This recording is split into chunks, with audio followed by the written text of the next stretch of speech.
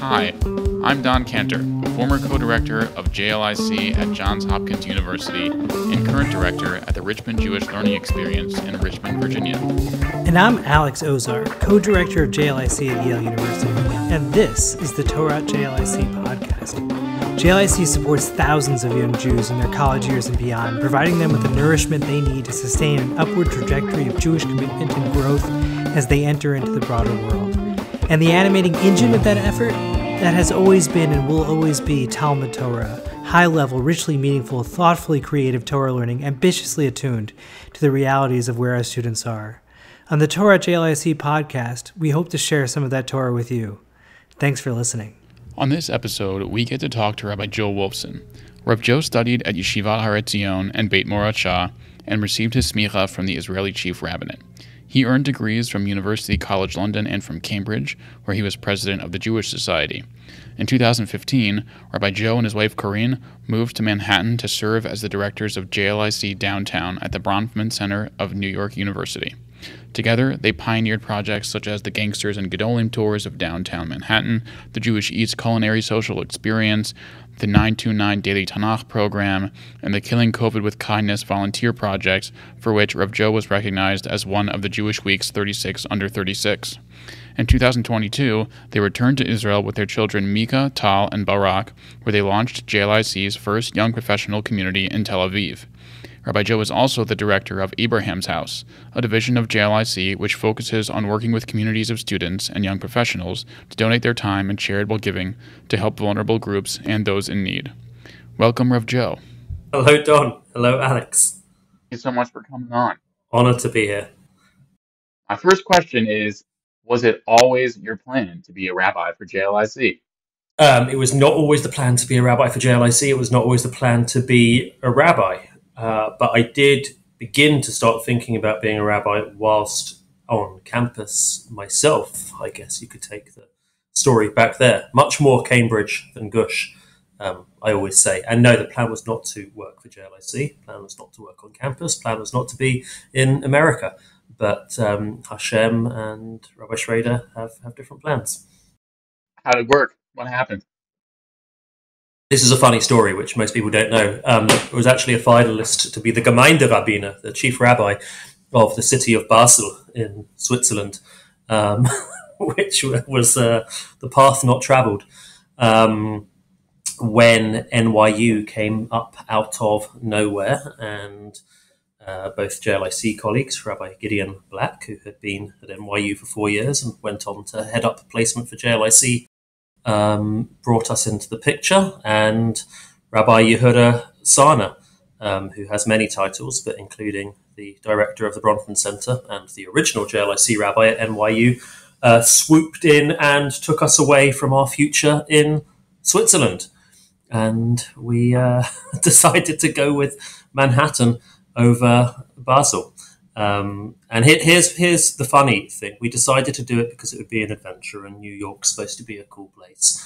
And we both had, Corinne, my wife, and I both had important and valuable campus experiences ourselves as undergraduates. But what we ended up falling in love with, I don't think was anything at all that we'd anticipated. We stayed 7 years, which certainly wasn't the plan.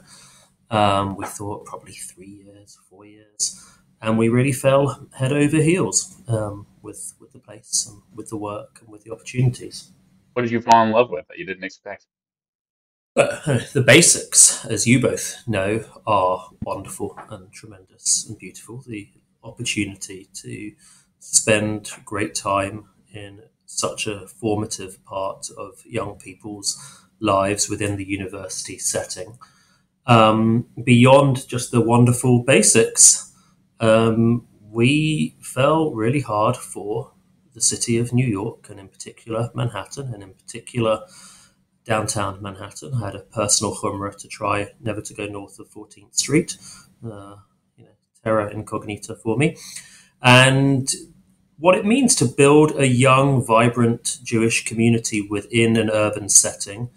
And, students, all of us perhaps, but students in particular, have got a tendency to walk around with blinkers, right? Those things that horses have on to keep them walking in a straight line, and to you have the ability to miss what's going on around you. So try to remove those blinkers and say, hey, we're in an interesting place, and this is a fascinating location, and it's got history and it's got a current life, and let's actually be a part of it. Let's not just build a great community in Manhattan, let's build a great community of Manhattan. And that's something that really excites me about communities in general. It's particularly gave us our bug for city living and the possibilities of an urban Jewish community. Cities are organisms, they're alive, they've got their characters, and to be able to get to know a neighborhood and to try and build a community which is organically a part of that neighborhood and which contributes to it and adds to its color, that's extremely exciting. And that is expressed in lots of different ways. You mentioned in your lovely introduction about our emphasis on being useful, being helpful in terms of vulnerable populations. Cities often, Manhattan especially, are places which combine real wealth on the one hand, real opulence, with real need, and to be able to slot into that, or to be able to be sensitive to a place's history. Lower Manhattan is teeming with history. It's you sort of take all of Eastern Europe, Eastern Jewish Europe, and you transfer all of it to 2 square kilometers in Manhattan. And once you realize you're sort of sitting on top of a historical playground, and that you're not just outside observers to it, you're not in a museum, but we're the next chapter of that story. That's just the most exhilarating, empowering kind of idea to experience. So maybe I've just jumped in a bit deeper than you were intending with that opening question of what we fell in love with. But I think part of the magic of JLIC communities is, yes, they're all college campuses, but each college is in a different place.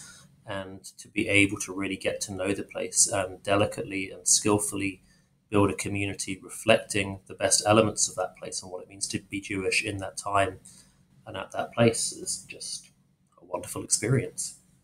Didn't tell me enough. It's really beautiful, Joe. Thank you. You didn't tell me enough about Gangsters and Gedolim. Listen, we can do a Gangsters and Gedolim podcast. We can do a series. I would absolutely love to. I just hinted at it. I tilted at it. Gangsters and Gedolim al regal achat, standing on one leg. Well, 2.5 million Jews leave Eastern Europe between 1880 and 1920 and come to North America. 75% of them come through the Lower East Side, Lower Manhattan, and they just contain everything. I would tell my students that the streets on which we are walking, I'd lead walking tours, are places where some of the most important Torah of the 20th century was written. Moshe Feinstein, Rav Henkin, Rav Oshry, and where the beginnings of American organized crime were, Jewish and Italian, and everything in between. So that's what gave us the name Gangsters and Gedolim for our walking tours, for our kind of, we had these T-shirts, Downtown Jewish Life, 1920 to 2020. Could have started earlier than 1920. And then somebody said, why did you put 2020 on it? It sounds like it's coming to an end. And then COVID started the next month. But yes, Gangsters and Gedolim was a way of sort of like pithily summarizing that here we are sitting on top of this enormous legacy, and it's just got so much to it. So I think I took more than 1,000 people on my Gangsters and Gedolim tours, and the students really got me on full throttle. We had like a 6-part series. I mean, we're probably going to go on to talk about the war and Hamas and, the like when I need to be in my happy place and just like get out of it. I imagine that I'm, it's 1900 and I'm walking down Orchard Street. That's that sort of thing. Yeah. Tell us about the transition from New York to Tel Aviv. Yeah, well, we were living in Israel before. Karine and I both from the UK originally, although actually Karine's family have roots in Tel Aviv from the 1930s. So. But we were living in Israel before we came to New York. Feel it's very much our home, much as we felt very at home in New York. And kids are growing older, and grandparents are close to here, and we were looking for a way to come back, which got slightly delayed by COVID, but that was all for the best. And then I think this speaks to the really interesting evolution of JLIC. JLIC is in a very different place from when the three of us started, and it's even in a very different place from probably 3 or 4 years ago. As probably a lot of your listeners know, JLIC has expanded substantially in Israel since, I think, 2017. There are now 7 communities in Israel and have completely transformed the landscape for Anglo Olim to have a university experience in Israel. When the three of us were studying at Gush and Kerem B'Yavneh, nobody really stayed on to do their degrees, maybe some Yechidei Segula, but it wasn't really an option. And JLIC's transformed the landscape in Israel over the last few years with that. And then another element of the evolution, I think, is that we had a realization, I can talk to this personally in our case, maybe you two can as well, that actually you invest all of this time, thousands of hours in our most wonderful students, and then they get to 22 and they graduate. Like, why would you just let them drop off the world? Like, we've already built these relationships, and actually being in your 20s and growing and onwards, well, we don't actually live with a model where everybody gets married at 22, moves to the suburbs, joins a shul, and then is happily taken care of. No, there are real interesting questions that people are looking for and trying to build community. For us, the real realization moment was COVID, when we had so much disruption. We'd been at NYU for 5 years, and we realized that we actually had more alumni than students. Students, you have essentially 100 students in and out every year, so the student body stays pretty static in terms of its number, and the alumni body grows every year. And for us, many of them were in the New York area.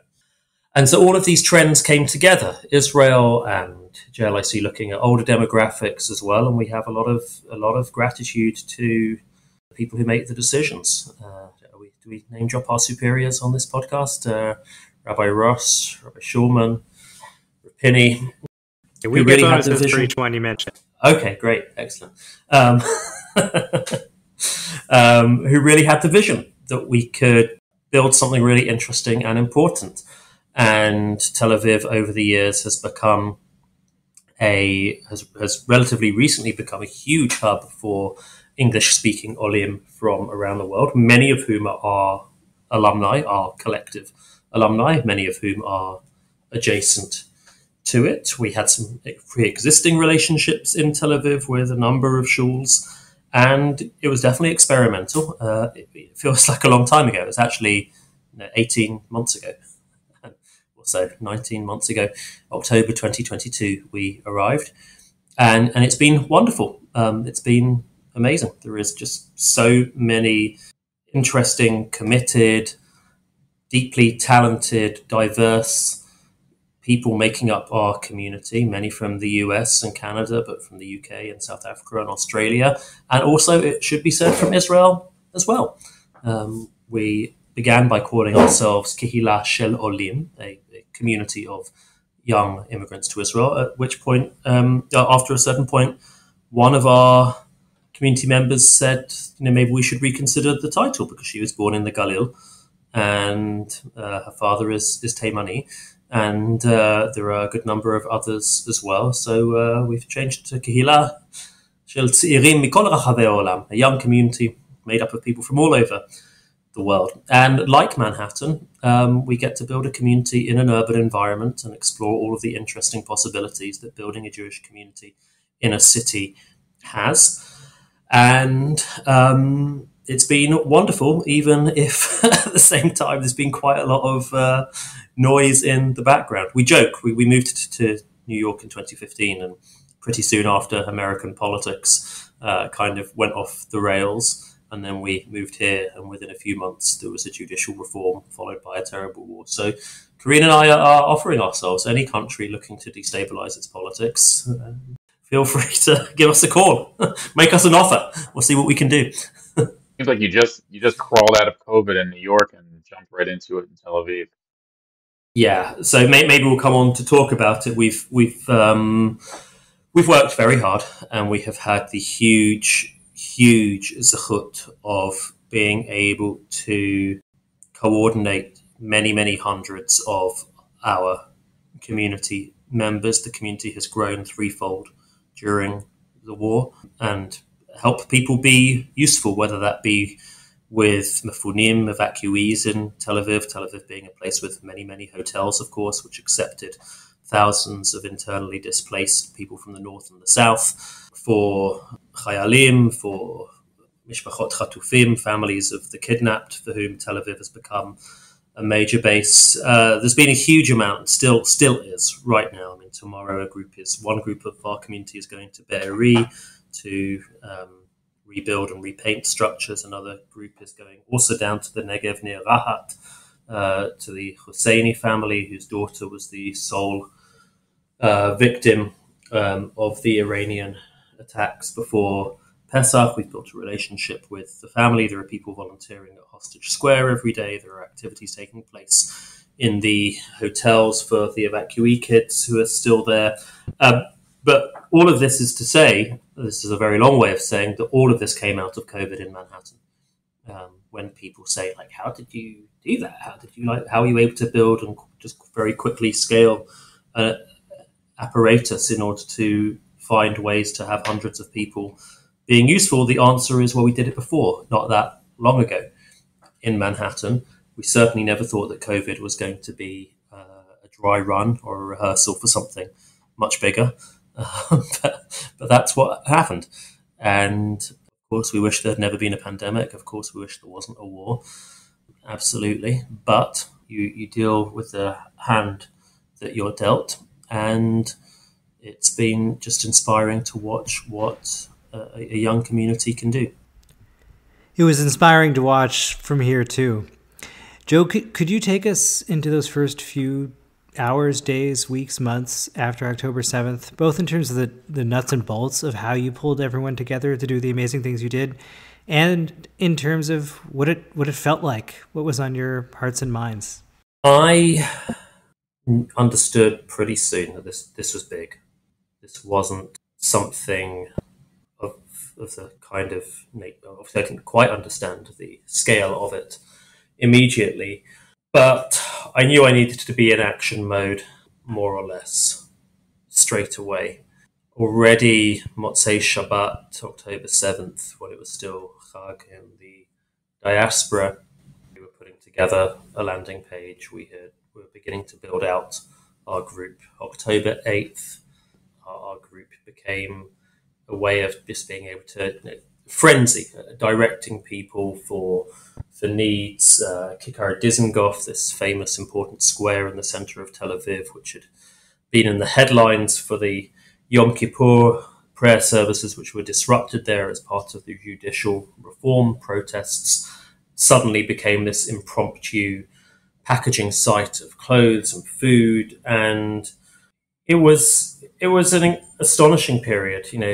Tel Aviv became full very quickly of refugees arriving from the south and from the north, looking shell-shocked, and people in our community were going out trying to meet them and trying to just get a sense of where were the hotels and what was the needs. And I think we probably cooked or secured probably around 700 meals the following Shabbat for various hotels, which were suddenly overwhelmed with what they weren't expecting. And there was this period at the start, I call it everything, everywhere, all the time. 19 duffel bags are arriving at 3 a.m. at Ben Gurion. Who can get down there in order to, get them out and then get them to where they need to go? I think October 14th or so was our first barbecue. And, now everyone's used to doing barbecues for IDF units. It's become sort of like, just part of the fabric of our lives. But at the time, it was something completely new. And, I sent a message in our group and someone responded who I didn't know, and he introduced himself. He said, I'm Australian, I'm a recent Ole, I don't have a job, I'm really good at grilling. And that was Josh. And he's since, done probably I'm not exaggerating, he's probably grilled for 8,000 soldiers. we began to be very active with evacuees. And I don't like the word evacuees, by the way. I always try in our work to try and give sort of a Jewish frame and Jewish language. And I thought that the appropriate frame was Haknasat Orchim. Here we have this city of ours, and we suddenly need to take in 10,000 guests, and they're our guests, and we're going to do what we can to welcome them in. And after the initial period when it was really humanitarian assistance, after a while it became more organized, and we had a match program where we'd pair families or individuals who had arrived in Tel Aviv with local Tel Aviv families, that everybody would have a local friend who they could go round to for a meal, who they could recommend which doctor to take their kids to, etc.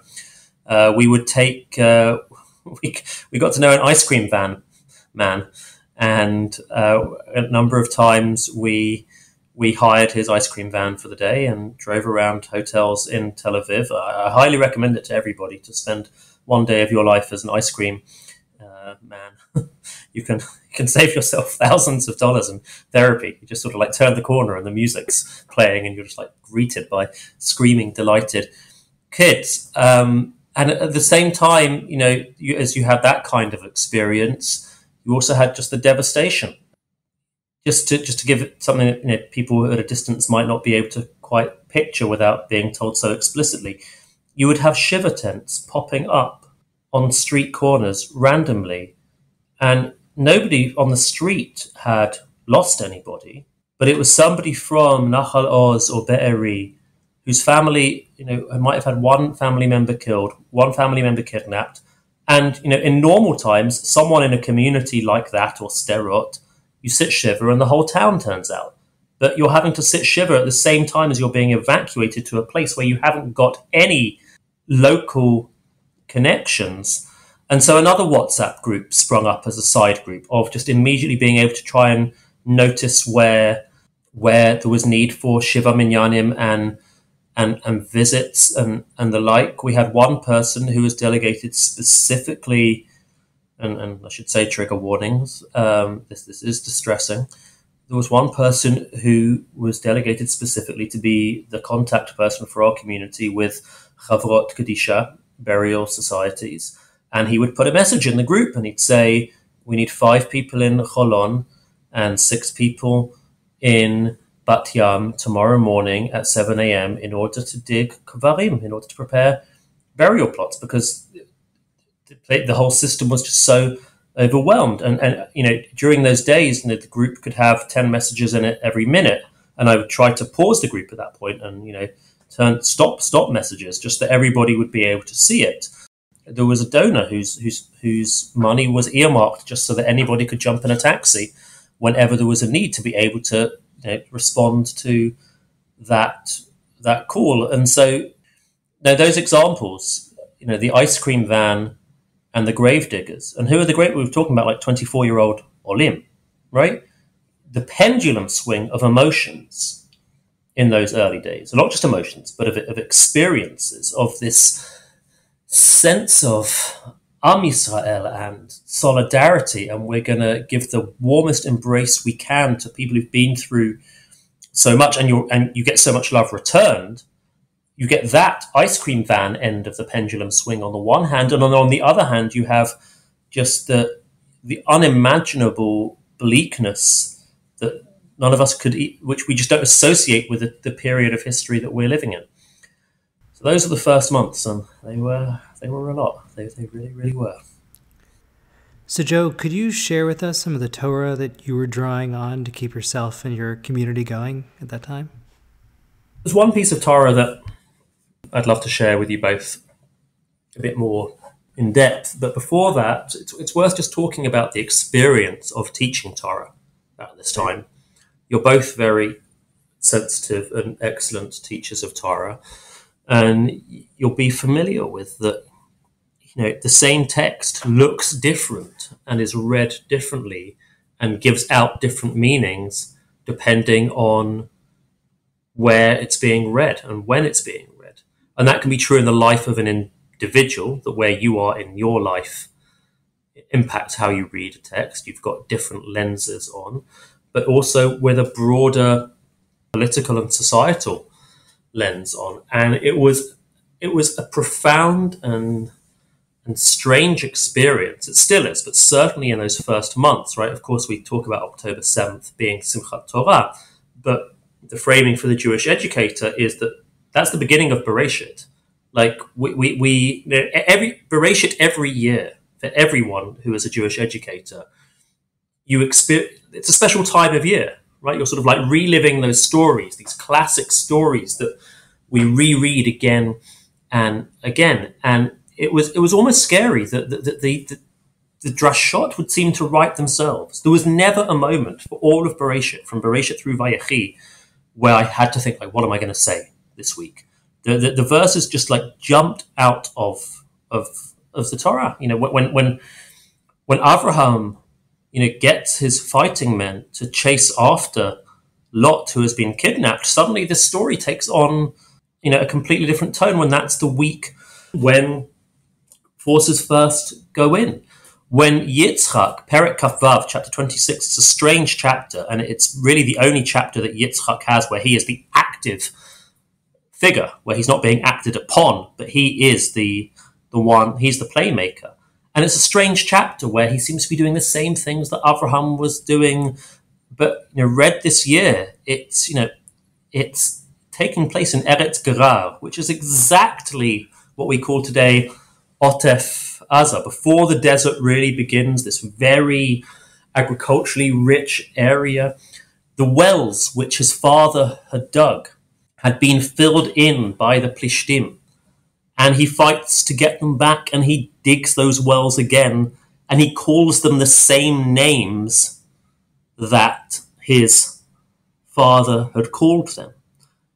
And just, the emotion of reading that, the feeling of like, we are back in Jewish history, that we are going to do everything we can so that these names, Nachal Oz and Be'eri and Sderot, actually become places of life again, was profound.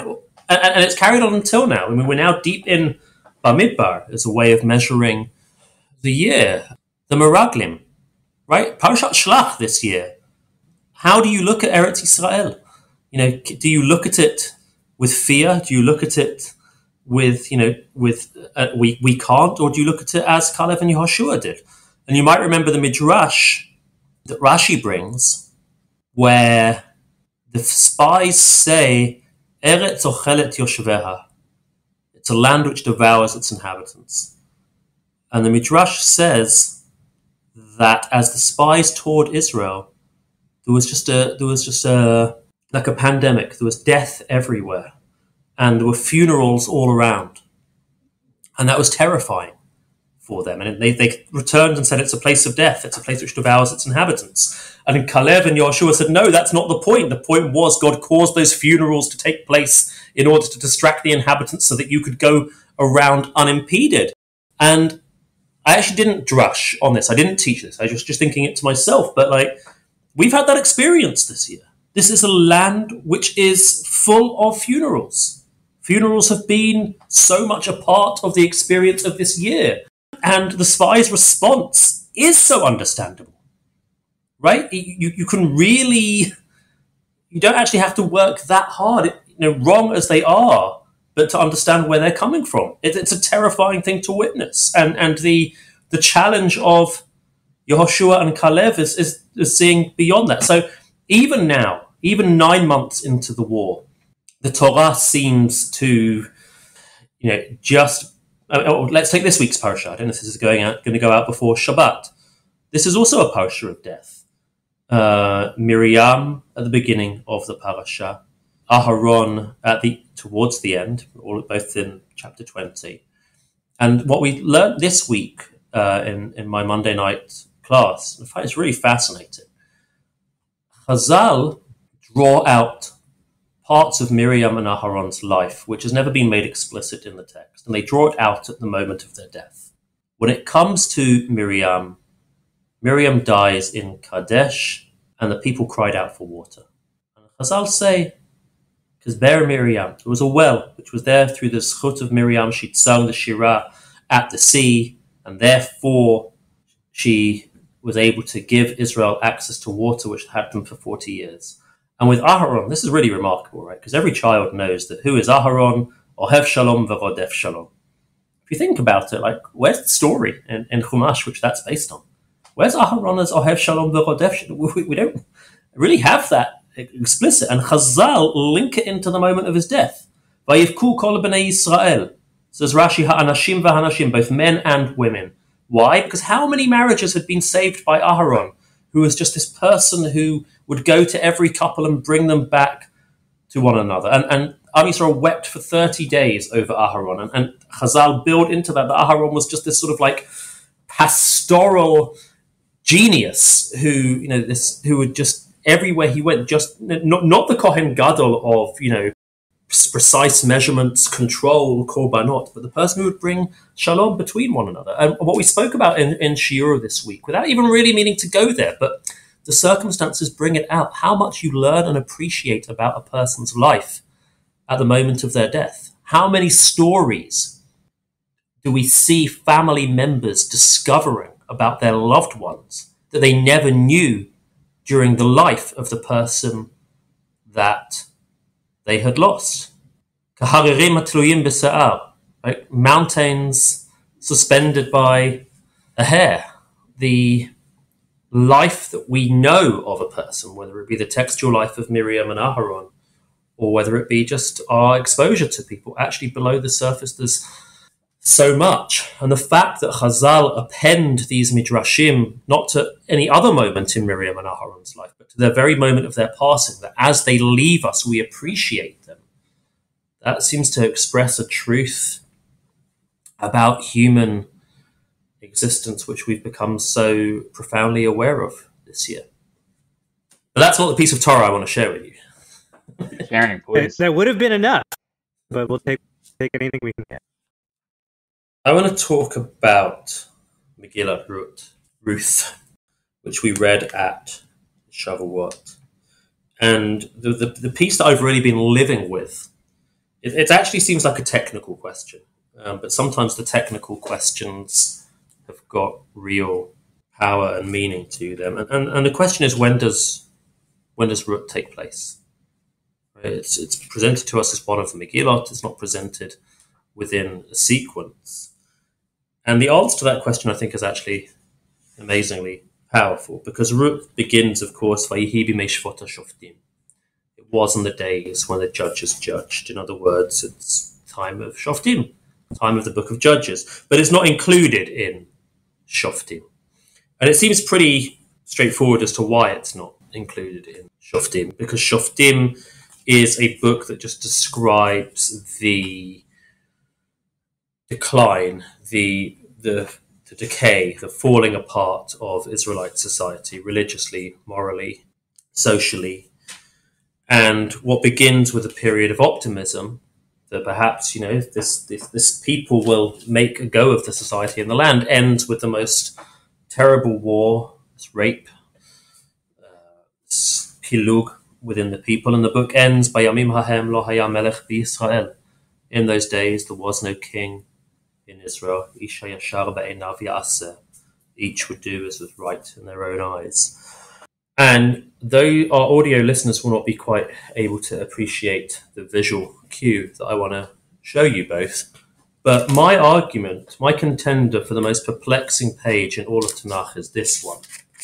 And it's this blank page, which exists between, as the editors of Tanakh like to put between the books, but there's a blank page between the end of Shoftim and the beginning of the next book, which is Shmuel, Samuel.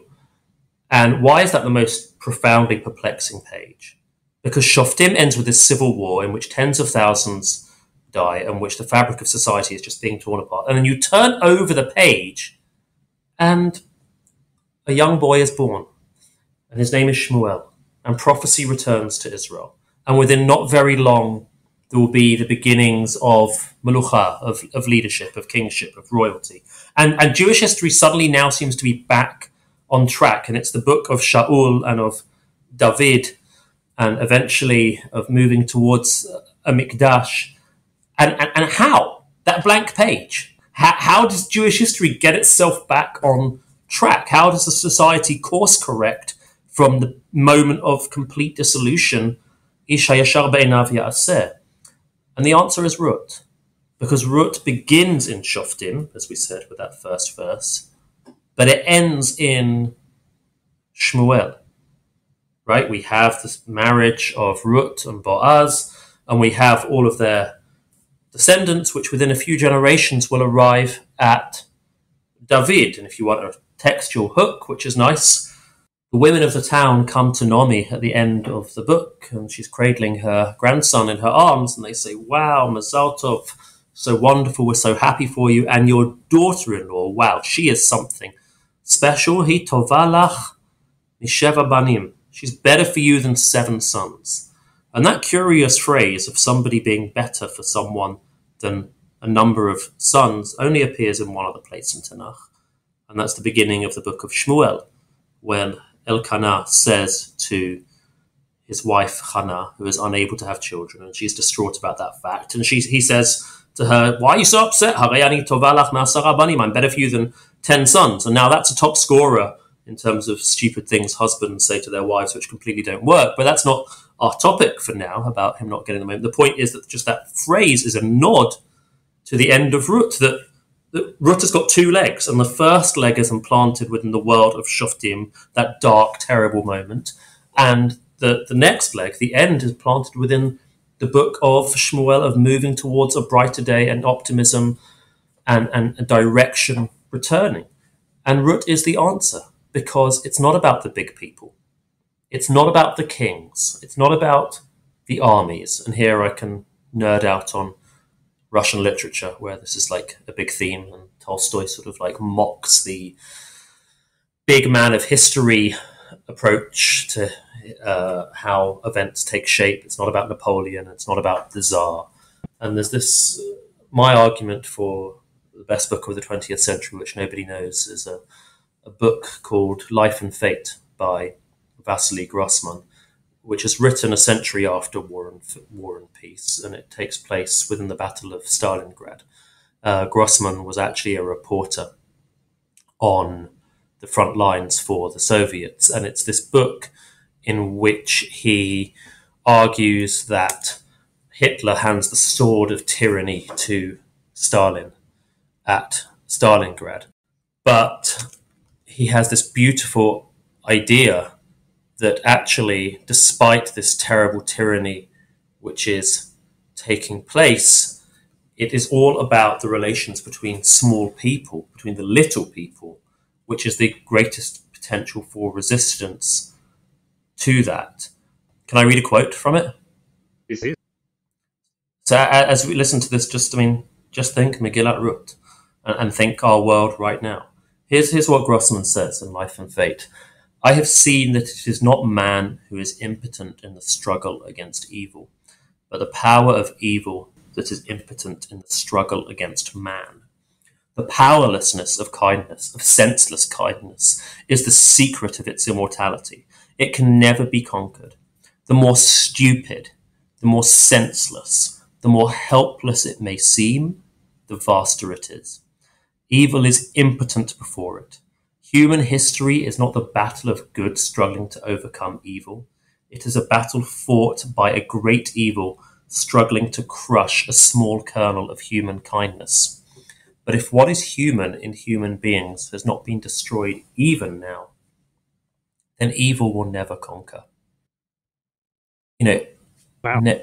Ruth does this. Ruth has literally an audience of one.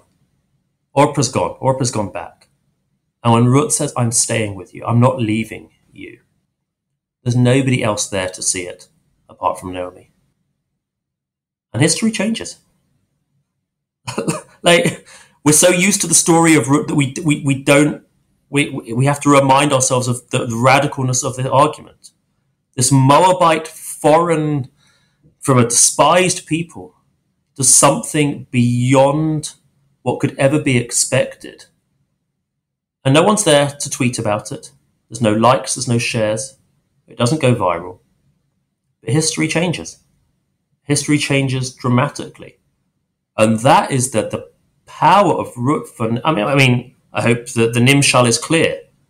right? To have lived in a year where at least our generation, Jewishly, has had an experience of evil and hate, the likes of which we never could have imagined, and that the potential for just deep despondency is so great. I take so much inspiration from, I think, this basic, profound message of Rut and of Tanakh, that the way to go from the bleakness, from the darkest moments to a brighter day, not to worry about the politicians. I mean, we should worry about them, of course we should, but that's not actually where the action takes place. This is a message of agency, and it's a message of you can make a difference through the actions that you do for others, and that's not a vort. It's not like a cute, lukewarm thing. That's what changes history. Do you think that Boaz started a movement that towards people, like, or Boaz and Ruth started that movement, or it was just an example of something? Because it ended up being that it was one small person that led to, it was a leader to a big man. Great question. There's lovely sort of midrashic thought to think about. Do they inspire people with it, or does it just take place? I see my role in many ways to be a storyteller, to share incredible things that I'm able to see our people doing and allow others to see that. But I'm often overwhelmed by things that I hear which don't make the headlines. Today I was told about someone in our community. She's never told me she does this. Somebody else told it to me about her today. She is at Shufa, which is sort of a staging post near Gaza. She spends like 4 days a week cooking for soldiers. She sleeps in a little cabin next to it. They have portaloos there. And she works as a remote nurse. So she's just been doing that for months on end and never told me. There's a woman near us who lost her husband in Gaza tragically. She has a 5-year-old and a 1-year-old. And she had there was a huge outpouring of people offering to help, and she says really she's taken care of. But there's one woman who just comes to her on a Friday morning to fold laundry so that she can go for a run into the gym. And no one's tweeting about that, right? It's just the heroism of folding laundry for someone else so that a widow can have an hour to herself on a Friday morning. Within this terrible, terrible period, there are just millions of stories like that. And I hope that's what takes us to a brighter day.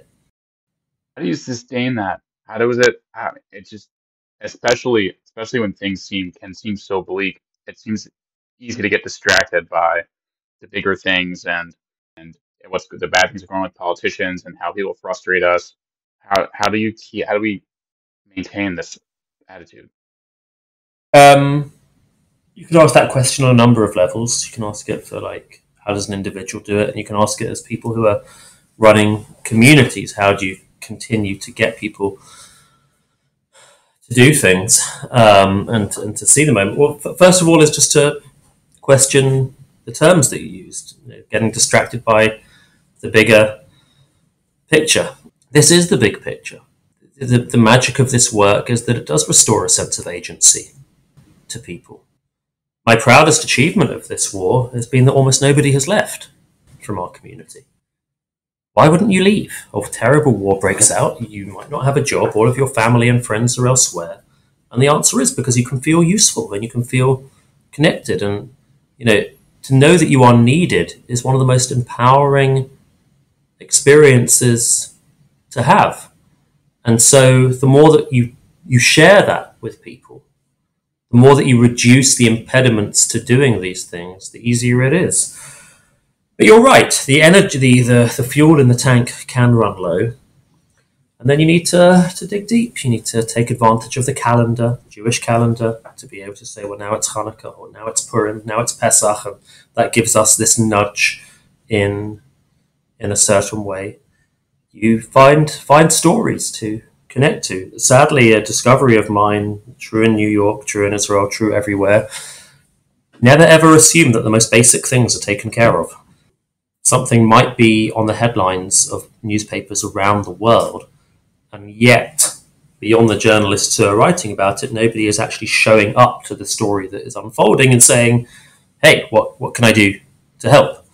And I won't go into more examples, but I can give you many, many examples of astonishing stories that have, gone around, where all we have done is just do a little bit of detective work to find out the phone number of the person in the story, to make contact with them and to introduce ourselves and say how can we help. And that again is a way of connecting people to the broader picture. And I'll be honest with you for a second, and a bit raw. It's a way of connecting. It's a way of feeling agency, but it's also in certain ways a way of hiding from it.